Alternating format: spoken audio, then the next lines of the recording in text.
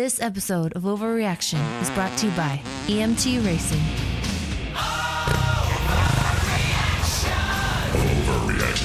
Time to overreact. Overreaction. Let's all overreact. Motocross fans, it's time to overreact. Well done, Thunder Valley. That track is sick. That's 2 weeks in a row now with drastic track changes. This one was good. And how about that prep? It looks like rut cross may be dead. That's right, we made noise from the mountaintops, and all it took was the Lord of Twitter, Eli Tomac, to come in and push that baby off the cliff. Rut cross is dead. Congratulations to the sport. We have made an improvement. Next up, Metal Great Starts.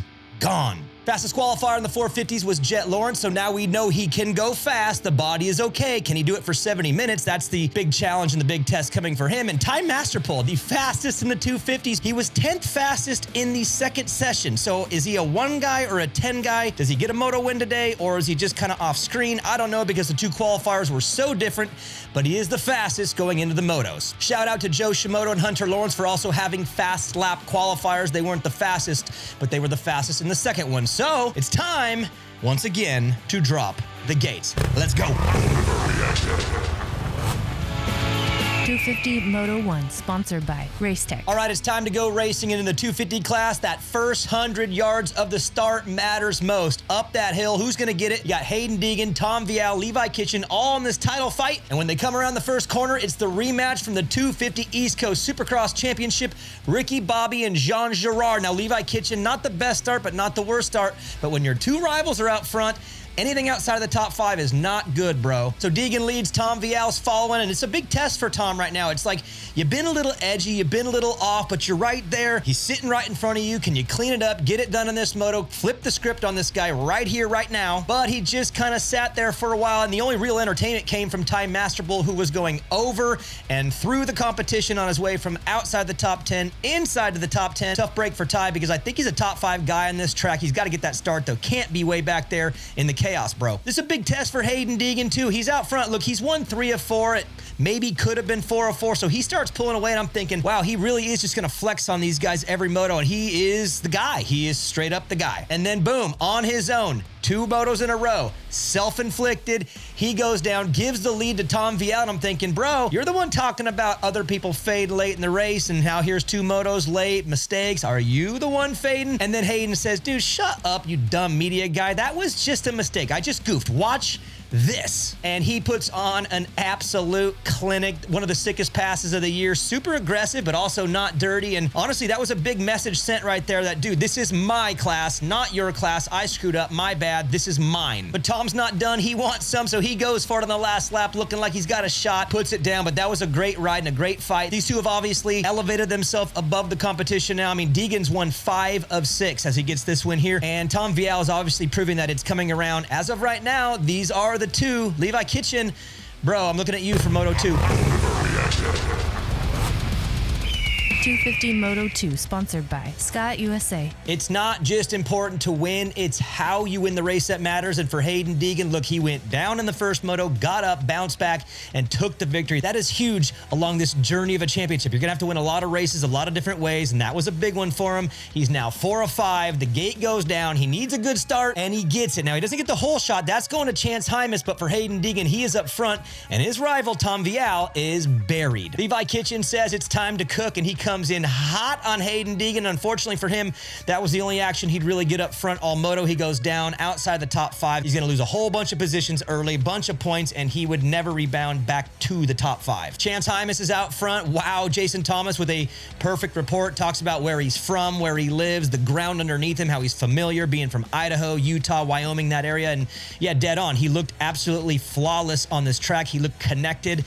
And yeah, it's cool when you're in your home environment and everything just comes together and for Chance Hymas. That's what's happening in Moto 2. Here comes some action. Tom Vial through the pack, makes the pass into third, and I'm thinking he's on his way to go get Haiden Danger, and then he goes down. Next thing you know, he's behind Joe Shimoda. He's behind Jalek Swall. He's losing ground. He's losing points just like Levi Kitchen, while Joe Shimoda is on the move making sicko passes. That was great. And look, this track is really, really good. It set up a bunch of cool lines. That pass was partially due to the options and the track crew. Good job. This was pretty much perfect. Jalek's playing great defense, but Tom ultimately gets him, and that is as far as he would go. And look, for Tom Vial, your back is now against the wall. You're 23 points down. It's starting to feel like this thing is getting out of reach. And for Levi Kitchen, same for you. Like, your back is against the wall, man. This is looking different than it looked a couple weeks ago. Unfortunately, you're going to get passed by your teammate, Ty Masterpool, who's looking like a young, retro Ivan Tedesco on the green 29. I love that look. But ultimately, Chance Hymas would go on and get the moto win. Wow, Chance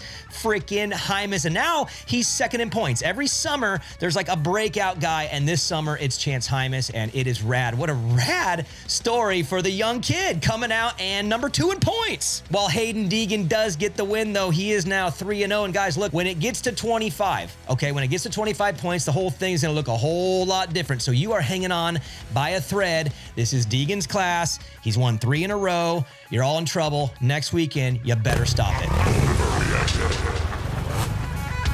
450 Moto 1, sponsored by Mika Metals.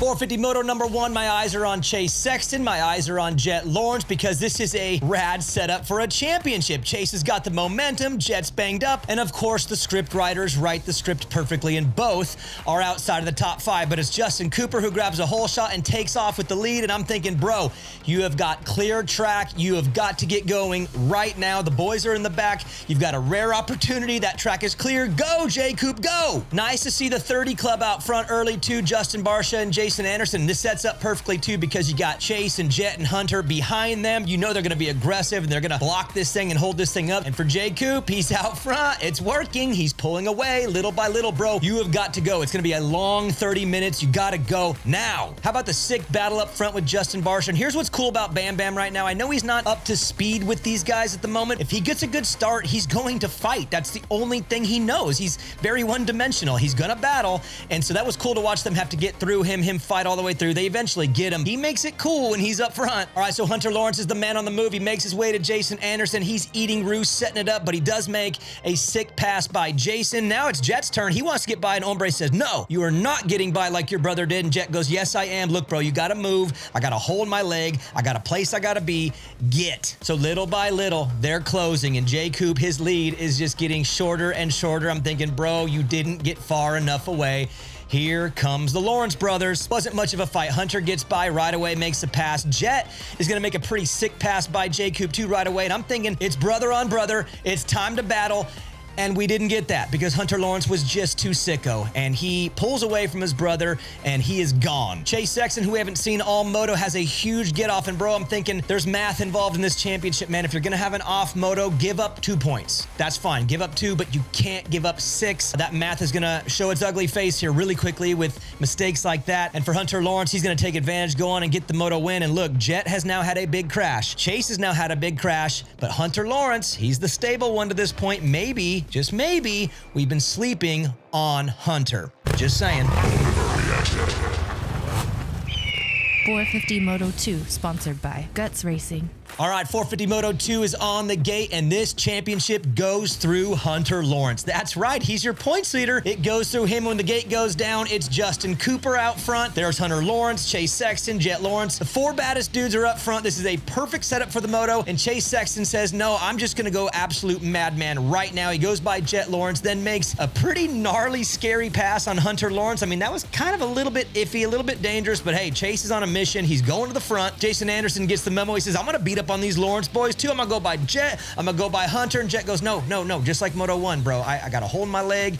I ain't here for this. I got somewhere I need to be. Please, just stop. You got Chase Sexton. He's saying, I want the lead and I want it right now. And let's give a shout out to Justin Cooper on playing incredible defense. He says, no, this is my day. I want to win today. I'm feeling good and I'm not letting you by. All right, so Chase Sexton then goes for the pass. And look, I want him to ride that line. He has to. To win in this class this summer, he's gonna have to ride that line. It worked at Hangtown last weekend, and today it got him twice. But he's got to push like that. That's the line he has to ride, and today it was just an inch or two past it. And unfortunately, he goes down. He loses a bunch of points, loses the red plate and the points lead. So a pretty dramatically reversal day for him from how great Hangtown was. Lakewood was obviously in the dumps. We get about halfway into the race, and I'm looking at Justin Cooper thinking, man, how did this all happen? Like a very perfect setup to come out this summer and be pretty special. And it goes to what James said mid-broadcast. He's talking about the NFL and how sometimes you'll have a rookie quarterback who can sit behind a vet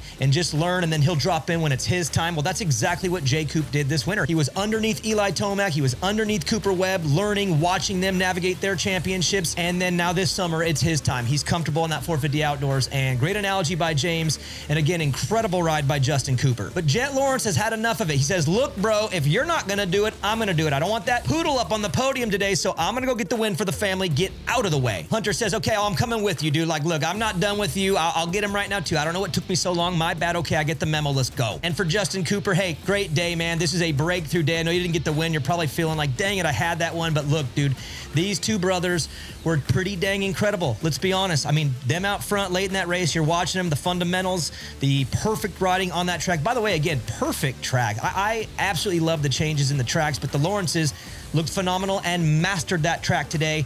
Eventually, Jett goes on to take the win. Hunter's right there behind him, but guys, Jett is at 90%, and he just won that race, and he's going to be better at the next one. You could tell he was a little off, and he still got the win because he is the best in the class, and he was at 90%, and he'll be at 100 next week. I think all that hope that we were talking about is, it's gone. The hope's dead, but guess what, Jett? Guess what? Your brother's got the red plate. What's up? He's the points leader. You're not, so at least for now, eat that. Overreaction.